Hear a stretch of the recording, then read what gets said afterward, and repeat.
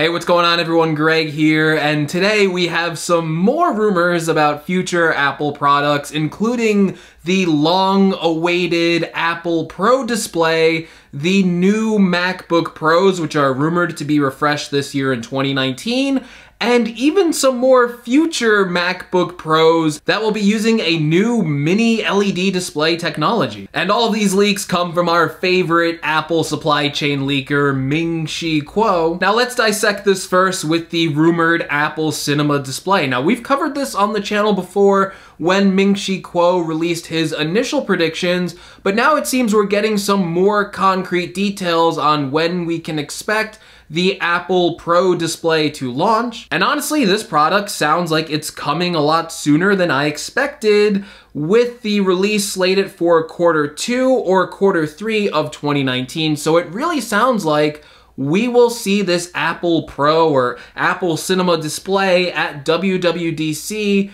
this June, and it will be released shortly after. So apparently this Apple Pro display is going to be 31.9 inches in size, which I guess we could just say it's going to be a 32-inch screen, which will also support up to a 6K resolution, which does make a lot of sense to me. The current iMacs are a 5K resolution at 27 inches to achieve the Retina quality caliber display. And so these new Apple Pro displays would have to have the higher 6K resolution to achieve a Retina class display on a bigger screen device. Now more on that mini LED technology. So apparently for this Apple Pro display, the mini LEDs are going to be incorporated mostly into the backlighting of this device. Also, mini LED isn't the same thing as micro LED. You've probably heard that display technology that Apple is working on, especially for things like the Apple Watch, and even Samsung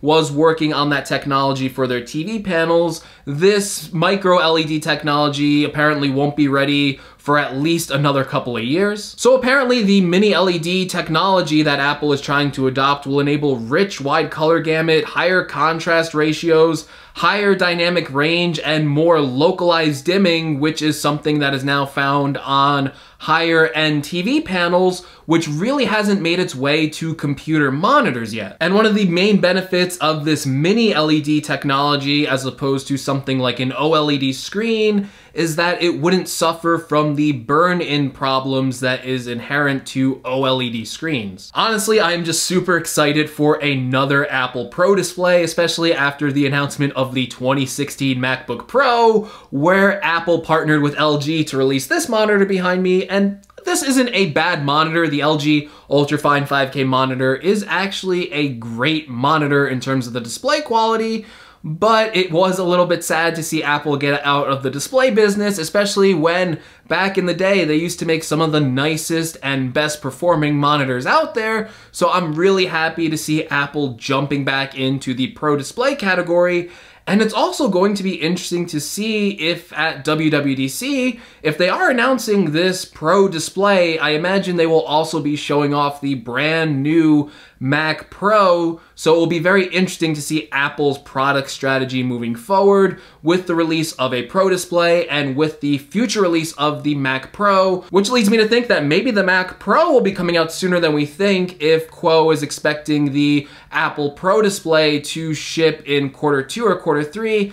I really think those products would probably launch pretty close together. I'm also really excited to see what this Apple Pro display looks like, because I think whatever the design of this display looks like is something that future iMac models will probably adopt a lot of the design elements of this Apple Pro display. Now, initially when Kuo came out with these rumors, a lot of people were reporting that the MacBook Pro was being pushed back to 2020 or 2021 for a redesign, but apparently that is its own separate product, which I will get into in just a second. So for this year, we are expecting a new MacBook Pro redesign with a 16.5-inch display. Still a lot of open questions about this MacBook Pro redesign. Will it be as thin as the current MacBook Pros? Will Apple make it thinner? Will they opt for a thicker design so they can fit in more powerful components? Will they do something maybe to the re-engineering of the cooling in the new MacBook Pros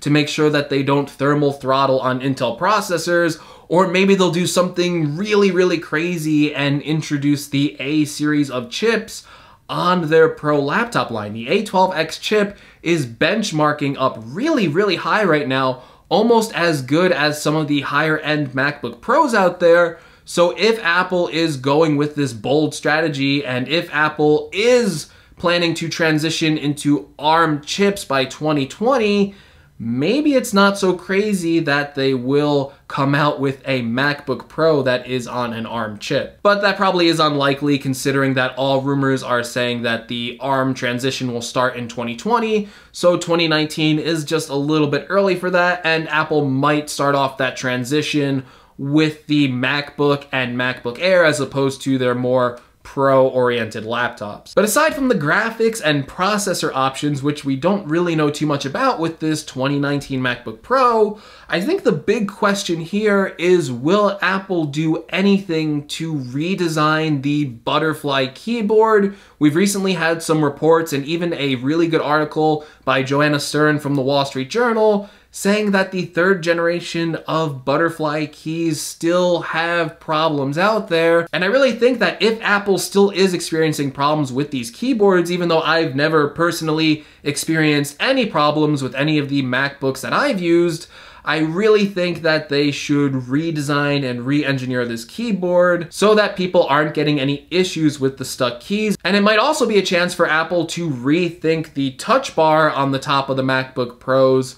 Will Apple get rid of the touch bar? A lot of people see it as a gimmick. A lot of third-party developers really don't take advantage of it, and even Apple hasn't committed to the touch bar because it's still only available on their Pro laptops and not even available on the MacBook Air, on the MacBook, or even on their desktop Macs like the iMac or the iMac Pro. Now where things are getting a little more interesting, peering more into the future, is that Kuo says Apple is already working on the design for a potential 2020 or 2021 MacBook Pro that will adopt this mini LED technology that we were talking about with the Apple Pro display. Supposedly, these two new MacBook Pros will be coming in a 15 and 17-inch version, so it really sounds like Apple will be re-engineering or redesigning the 13-inch and 15-inch MacBook Pros by making those edge-to-edge displays to fit in a 15-inch laptop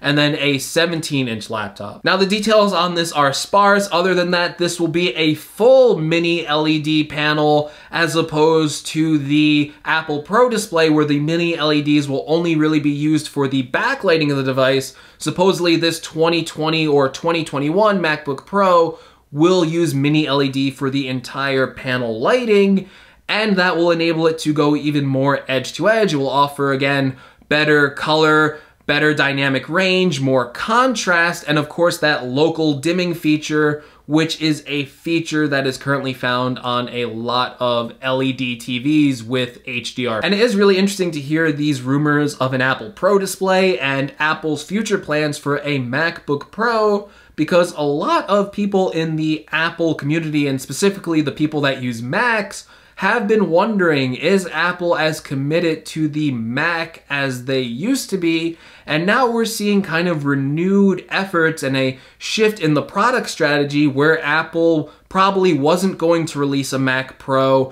and they probably were going to drop other products like the Mac Mini and the MacBook Air, and now we're seeing them kind of change course and recommit themselves to the Mac with the recent release of an updated Mac Mini, an updated MacBook Air, and of course that updated Mac Pro that we're still waiting on, but Apple says they are working on a modular design that, if you looked at the product roadmap before, it was the iMac Pro that was going to replace the Mac Pro, but it looks like Apple decided that they do need to hang on to that Pro market, and they do need to keep the Mac a viable option for the future. And it's going to be really interesting to see in WWDC, whatever version of macOS that comes out, this will be the year that Apple will allow iOS developers to port their iPad apps over to macOS. And if you are a macOS user, you know there is currently a lack of new apps populating the macOS store.